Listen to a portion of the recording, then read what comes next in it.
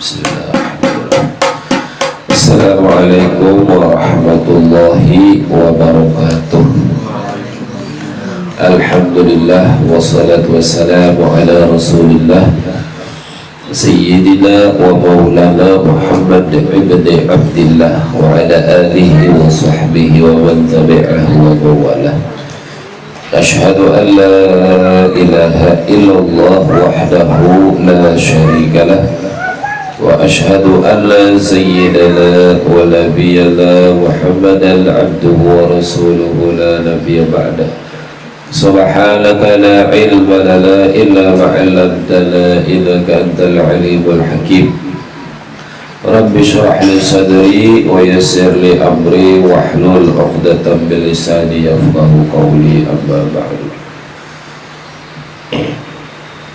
Para jemaah yang dimuliakan Allah, alhamdulillah kita telah dipilih oleh Allah pada malam hari ini untuk menjadi hambanya yang menuntut ilmu agamanya. Mudah-mudahan diridhoi oleh Allah, mudah-mudahan diberikan ilmu yang manfaat, mudah-mudahan hidup kita dituntun, dibimbing oleh Allah selalu di jalan yang benar, sehingga kita semua dimasukkan ke dalam surganya. Amin ya rabbal alamin.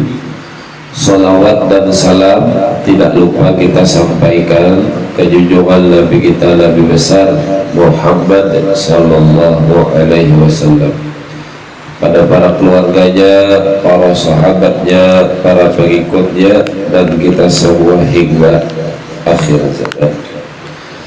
Para jemaah yang dimuliakan Allah, kita sambung pelajaran kita di dalam kitab Nasaihul Ibadah. Qala al-musannifu rahimahullahu ta'ala wa nafa'ala bi'ulumihi fid daraini, amin ya rabbal alamin. Mohon maaf nih, sarut suara. Hanya mulai hari semalam, siang tadi. Untungnya masih kawa khutbah tadi. Tapi kada kawa jadi imam, sarut. Wal maqalatu sabi'atu wal 'ishrun, maqalah ke-27. Qala asy-syair, seorang penyair berkata. Nah, ini perkataan seorang penyair. Biasanya di antara kita itu ada yang pandai membuat syair-syair. Nah, dari syair-syair itu ada yang dibaca model membaca puisi, ada yang diiringi lagu jadi musik, padahal isinya syair. Syair itu macam-macam, ada yang berisi pujian, sanjungan, kayak kita baca tadi itu maulidan, itu isinya pujian, sanjungan kepada Nabi. Ada juga syair itu berisi pesan-pesan agama, nasihat. Nah, tentu di sini syairnya berisi nasihat. Bunyi syairnya, ya man bidunya hushtaghal qad qarrahu tulul amal. Jangan diolah lagu tuh kayak apa ya? Bisalah ngolah yang lagu. Ya man bidunya hushtaghal, umpamanya tak bisa kalau lah.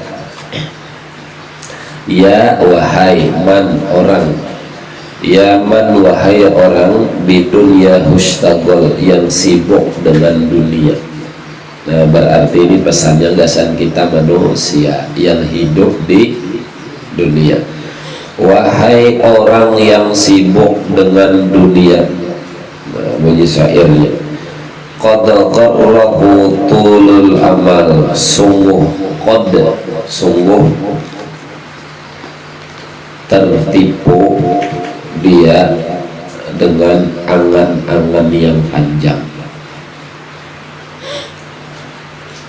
Awalam yazal fi ghaflatin, atau tidak henti-hentinya di dalam kelalaian.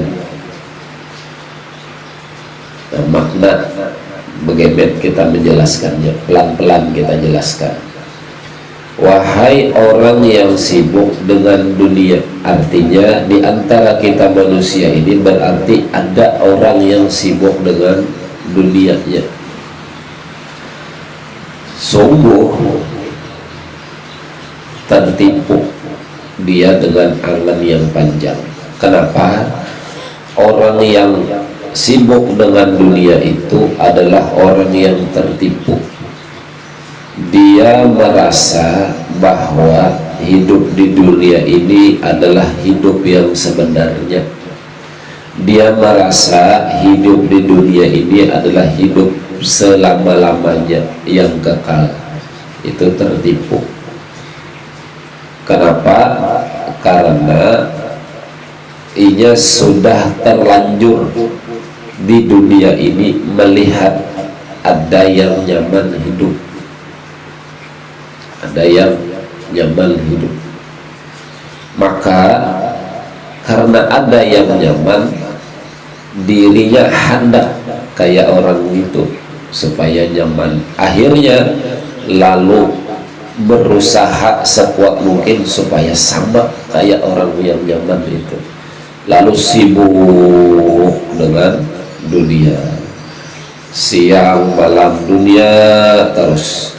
Bangun pagi dunia jatuh langsung pikiran, kadangnya ingat sembahyang subuh lagi kan ingat dunia jatuh. Padahal yang membangunkannya itu Allah yang memberikannya rezeki. Kan ingat lagi, lupa sudah. Sampai seharian dunia aja dikejar terus sampai malam. Pulang ke rumah, bulik ke rumah, keuyuhan, guring mimpi, mimpinya pun mimpi dunia juga. Apa yang kehidupan di dunia. Nah ini orang ini tertipu dengan angan-angan yang panjang. Awalam yazal fi ghaflatin, atau dia ini tidak henti-hentinya di dalam kelalaian. Artinya bila sudah sibuk dengan dunia pasti lalai, pasti tidak bisa tidak lagi. Itu rumusnya sudah. Mengejar dunia terus akhirnya lalai dengan akhirat, lalai, tidak terpikirkan lagi akhirat, itu tidak terpikir lagi. Karena apa? Tertipu sudah dengan dunia. Hatta dana midhul ajal, sehingga dekat sudah ajalnya. Padahal dekat ajalnya.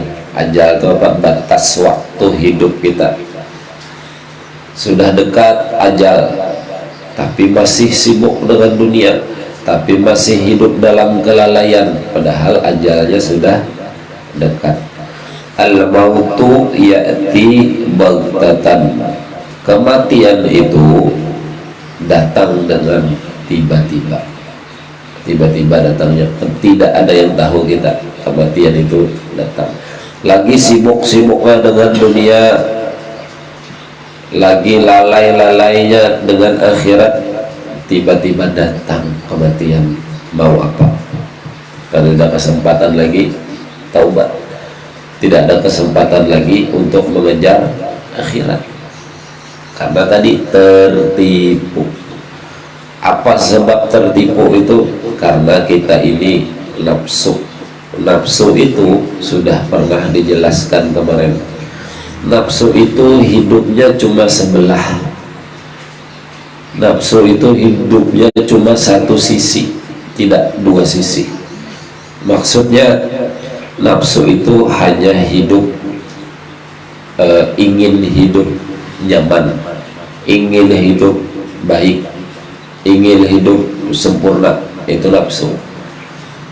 Nafsu tidak mau, tidak nyaman. Nafsu tidak mau, tidak baik. Nafsu itu tidak mau sakit, hendaknya yang nyaman terus, baik terus, sehat terus. Itu nafsu. Padahal tidak nyaman, tidak baik, sakit itu pasti datang. Hendak nafsu dipuji terus, tidak mau disambat, tidak mau dihina. Itu kehendak nafsu.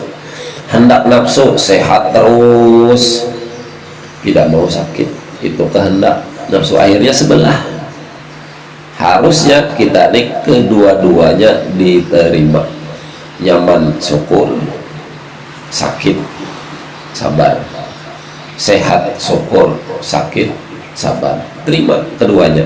Tapi kalau nafsu karena mau, sebelah hidup, satu sisi aja. Kenapa? Ya hendak nyaman tadi, makanya akhirnya mengejar terus dengan dunia, tertipu, merasa di dunia ini harus nyaman hidup, padahal ada kehidupan yang lebih nikmat daripada dunia ini, dimana kena di akhirat. Sudah dipadahkan banyak di Al-Quran bahwa hidup akhirat tuh hidup yang kekal, hidup yang paling nikmat itu di sana. Di dunia ini tidak kekal, bahkan menipu. Itu dunia.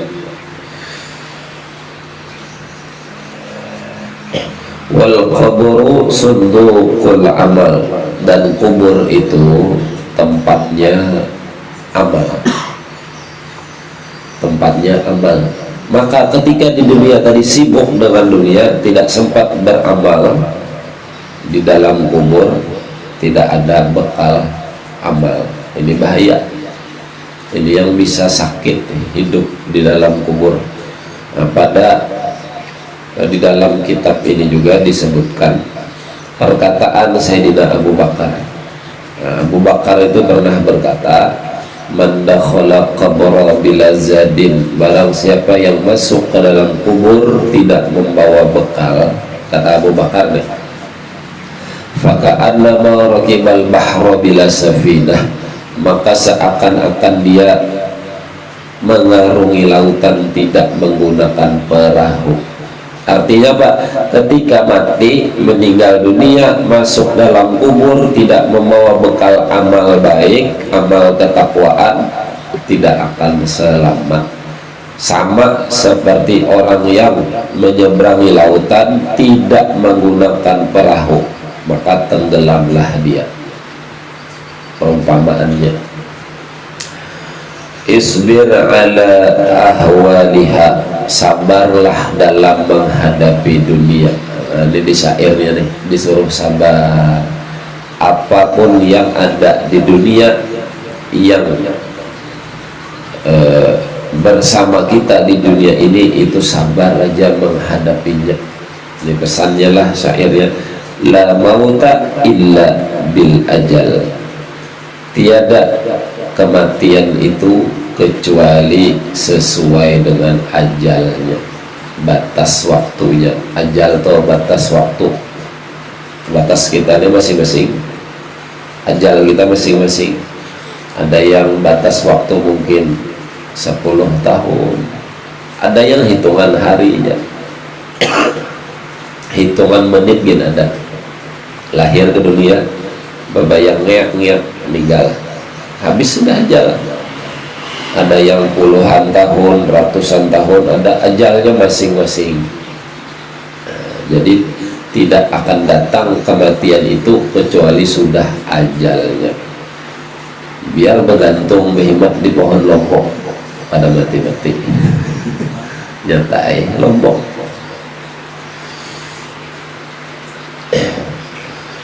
Waruya ad-Dailami annahu sallallahu alaihi wasallam, dan diriwayatkan oleh Imam ad-Dailami bahwasanya Nabi kita Muhammad sallallahu alaihi wasallam qala, bersabda, tarkut dunia amarru minas sabri wa ashaddu min hatmis suyufi fi sabilillah. Meninggalkan dunia itu, kata Nabi, lebih pahit daripada memeras pohon yang pahit, dan lebih berat daripada tebasan pedang di jalan Allah. Artinya apa? Memang susah meninggalkan dunia nih. Maksudnya meninggalkan di sini bukan mati, bukan. Artinya tidak terikat dengan dunia, hati ini susah. Kenapa? Memang karena kita hidup di dunia, melihat dengan dunia, maka untuk menjauhi dunia, tidak menemani dunia, kadang mengawali dunia ini ngalih. Seakan-akan ujar Nabi tadi itu lebih pahit meninggalkan dunia ini daripada pohon yang paling pahit lah. Apa umpama yang paling pahit tuh? Akar sampai itu adalah biasalah makan akar sampai itu. Apa akar sampai apa namanya? Nah, itu pahit, lebih pahit lagi meninggalkan dunia. Berperang di jalan Allah, tidak semua orang berani maju ke medan perang seperti sahabat-sahabat Nabi. Begitu maju medan perang menghadapi musuh, ditabas musuh, kita mati syahid. Lebih berat meninggalkan dunia daripada berperang di jalan Allah. Ayo, saking beratnya. Kenapa? Karena kita ini ada nafsu. Nafsu ini tadilah yang mengganggu hendaknya tuh nyaman terus, hendak tuh dipuji terus. Giliran ada orang mengkritik sarek, giliran ada orang menghina sarek. Ya kayak itu pengaruhnya nafsu ada. Tapi bagaimana pelan-pelan kita belajar. Wala yatrukuha ahadun illa a'tahu Allahu mithla ma yu'ti syuhada. Dan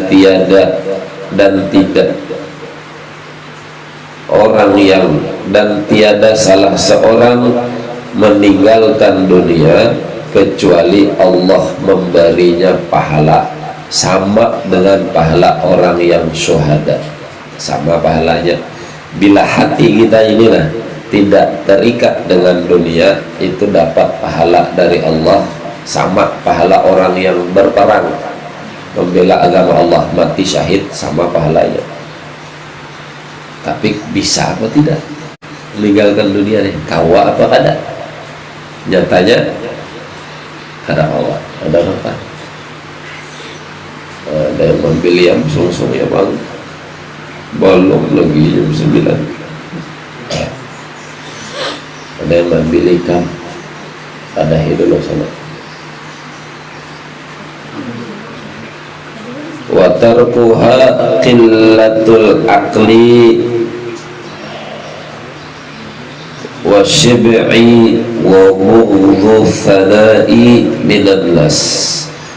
Meninggalkan dunia itu satu, di hadis Nabi sini, qillatul aqli, mengurangi makan. Itu satu tuh. Adalah ya. Maka gancang banar kopi 3 bungkus sampai lihat aja.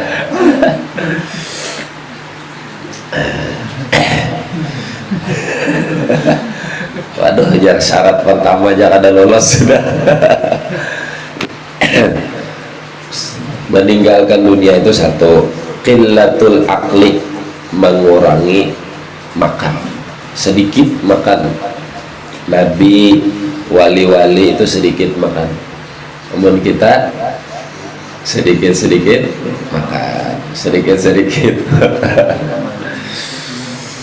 Yang kedua, orang yang meninggalkan dunia itu wabughdhu, mengurangi kanyang.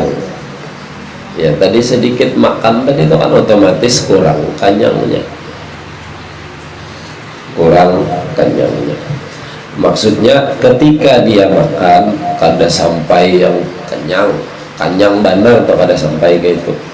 Kita ini pun sudah makan tuh sampai di sini jangan kawan nasi. Kanyang mana ya, kelimbahannya melengkor ke kanyangan.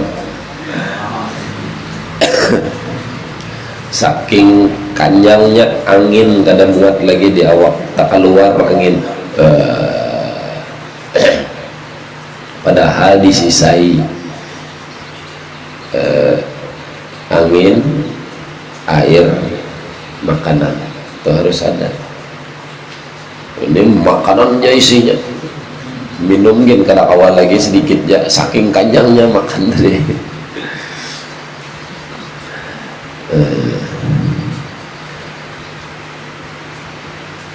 As-sana'i minan nas. Nah ini yang ketiga. Pertama tadi mengurangi makan, yang kedua mengurangi kanyang, yang ketiga tidak mau dipuji manusia. Nah ini kawan ada kira-kira ya. Tiga nih syaratnya dulu. Mengurangi makan, dah belum pada lolos dah. Udah lolos, udah awal. Apalagi bubuhan penabasan gancang makan. Apalagi bubuhan peruntihan. Nah, menang bercabur di baju menarik pekat tuh. Lali enggak bebayar naik ke rumah setengah kenceng makan. Omal kencangnya lapar bungolnya. Menyahut bungol belang sempetan. Oh, kada lulus. Fa innahu man ahabba tsana'i, maka sesungguhnya apabila dia suka dengan pujian minan nas, pujian manusia, ahabbat dunya wa na'imaha, berarti orang itu cinta dunia dan nikmat-nikmat dunia.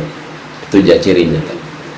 Bila suka dengan pujian, kada mau dikritik, kada mau dihina, kada mau disambati, berarti orang itu cinta dunia. Itu cirinya.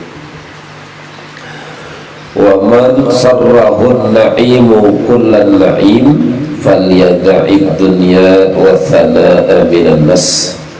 Dan barang siapa yang hendak nikmat, nikmat yang paling nikmat di antara nikmat yang ada, bila hendak, maka hendaklah dia menjauhi dunia dan membenci pujian manusia.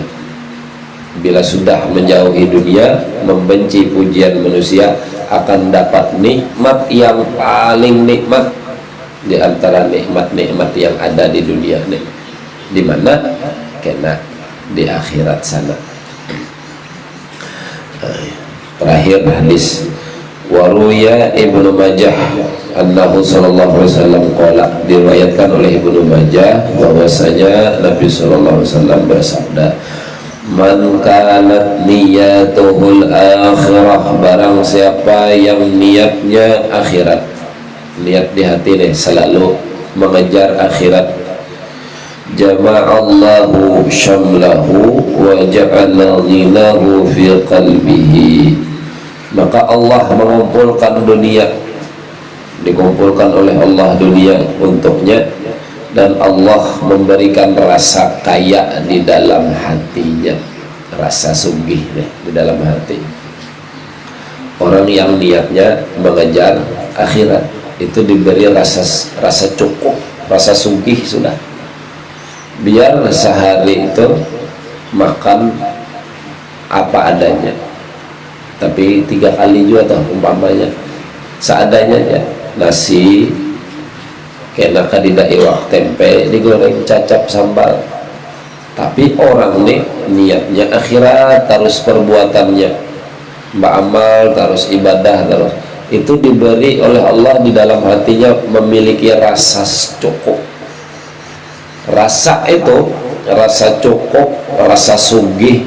Sugih ini rasanya, bujuran, sugih ini rasanya. Sugih itu pada kalau dinilai dari tampilan, sugih itu soal rasa. Ada kayak ini, cuma umpamanya deh, orang nih kebiasaan dalam sehari itu pendapatan 20.000 umpamanya nih, 20.000 rutin pendapatan,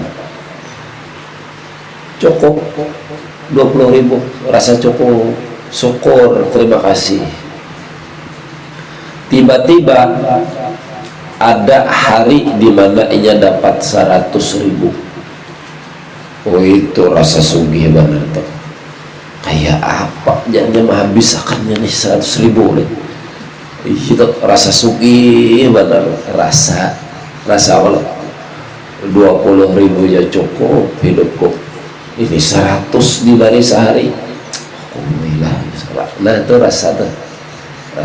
rasa penyugihnya tuh Bang sudah.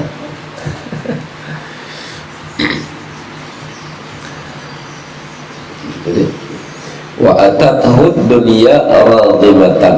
Nah, orang yang niatnya akhirat terus tadi, selain dikumpulkan oleh Allah dunia untuknya, kemudian diberikan rasa kaya di hatinya, wa atathu dunya radhimatan, dunia akan datang kepadanya dengan tunduk.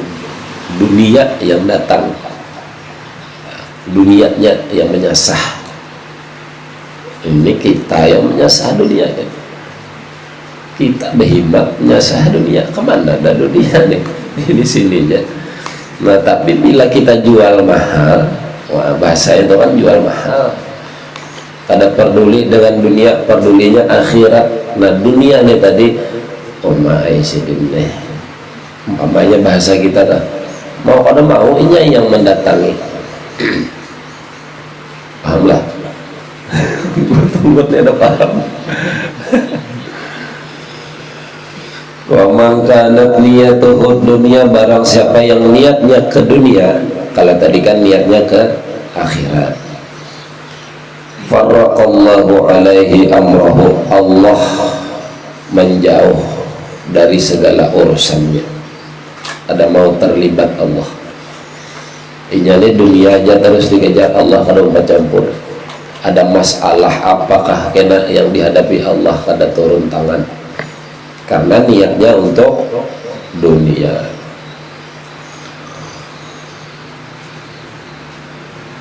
Wa ja'ala faqrahu baina ainaihi, dan dijadikan kepakiran di depan matanya, rasa kurangnya. Nah, itu dijadikan oleh Allah rasa sedikit aja. Padahal sehari 1 miliar sudah, itu rasa kurang aja. Kurang 1 miliar atau kurang lah, tambahin lagi sehari itu 10 miliar sudah, itu rasa kurang aja. Dijadikan oleh Allah, kenapa? Rasa kurang terus, rasa kurang terus. Kenapa? Karena dunia niatnya. Dunia nih dapat emas segunung gitu, kurang masih hendak gun lagi tuh, hendak tambahin lagi. Walam ya'tihi minad dunya illa ma kutiba lahu, dan tidak datang dunia itu kepadanya kecuali apa yang ditentukan oleh Allah.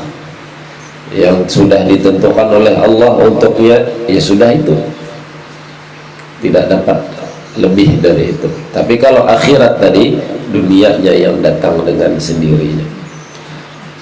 Ada kisah terakhirlah, kisah orang ini entah kenapa memang hidupnya tuh nyaman, duit datang seorang, rezeki itu datang, saking datangnya duit rezeki otomatis sibuk juga hanya mengurusi duit nang banyak nih, memikirkan, jadi kepikiran akhirnya datang terus. Lalu inya berinisiatif datang ke wadah gurunya. Guru ulun ini hendak hidup tenang, hendak sudah beribadah aja lagi, kada mikir dunia lagi. Tapi ini datang terus dah. Ulunnya beribadah juga rajin sudah, mungkin karena ibadah ulun ini datang dunia. Tapi ulun hendak lebih tenang beribadah, kada diganggu-ganggu, tidak diganggu-ganggu. Kayak apa caranya? bihinik di dalam rumah Jepang bihinik berkurung ujar ada kawa dikatok orang rumah kemana ujar ulun dicari orang deh. Nah kayak ini ikam hari Jumat kenalah di mana di sembahyang cari wadah raja sembahyang. Biasanya raja itu sembahyang di masjid raya, model kayak kita nih misalnya Islamic Center atau bupati sembahyang sana, cari raja di mana biasa sembahyang di masjid raya, di mana biasa duduk raja, ikam duduk di sebelahnya. Tapi caranya sung-sungi jam 10 ikam ke masjid sudah jam 10 ke masjid sembahyang Jumat.